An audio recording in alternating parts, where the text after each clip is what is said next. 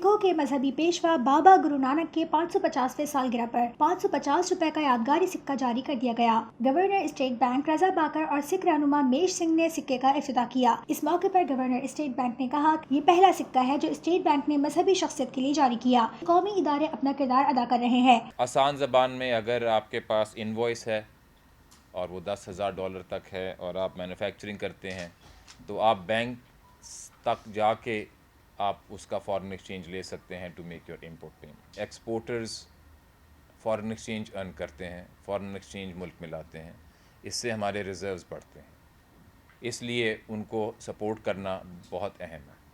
لیکن دوسری جو لانگر ٹرم اور اس سے زیادہ اہم بات ہے وہ یہ ہے کہ جو ملک، اگر آپ ایکسپیرینس دیکھیں پچھلے 20 30 40 ایئرز میں، جو ملک سسٹینیبلی ڈیولپ کیے ہیں انہوں نے ایکسپورٹس پر ہی ریلائی کیا ہے۔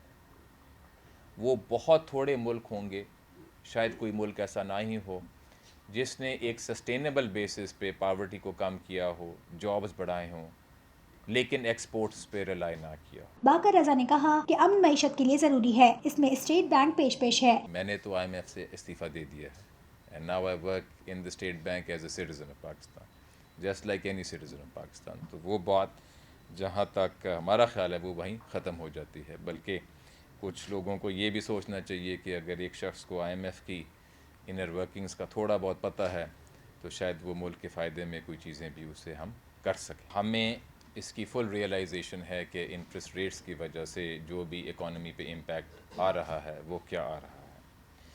تو انٹرسٹ ریٹس کے لحاظ سے جیسا کہ آپ جانتے ہیں اس کا فیصلہ ہوتا ہے مانیٹری پالیسی کمیٹی میں، جو ایک اسٹیچوٹری باڈی ہے اور ایک انڈیپینڈنٹ باڈی ہے، اور اس ملک کی بہتری اسی میں ہے کہ اس باڈی کو انڈیپینڈنٹلی ہی فیصلے کرنے چاہیے انٹرسٹ ریٹس کے لحاظ سے۔ دنیا بھر کے سکھ پاکستان کرتارپور آنے کے لیے ترستے ہیں۔ بابا گرو نانک نے زندگی کے آخری 18 سال کرتارپور میں گزارے اور آخری آرام گاہ بھی ان کی وہیں ہے۔ ایک دفعہ جب لوگ دیکھتے ہیں کہ ایک ملک ایک اچھی ڈائریکشن میں چلنا شروع ہو گیا ہے، اور نہ صرف جو وقتی جو فیصلے ہیں وہ ٹھیک ہو رہے ہیں لیکن جو انسٹیٹیوشنز ہیں وہ امپروو ہو رہی ہیں، مثلاً اسٹیٹ بینک اب گورنمنٹ کو قرضہ نہیں دیتا، جو پہلے ڈیفیسٹ فنانسنگ ہو رہی تھی وہ بند ہو گئی ہے، یہ ایک انسٹیٹیوشنل امپروومنٹ ہے۔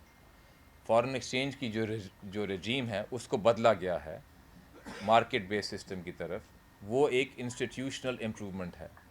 تو فارن انویسٹرز جب دیکھتے ہیں کہ کوئی انسٹیٹیوشنل امپروومنٹس ہوں تو وہ پھر اس ملک کو ایسے دیکھتے ہیں کہ اس میں ہم انویسٹ کرنے کے قابل ہے، یہ ملک انویسٹ کرنے کے قابل ہے۔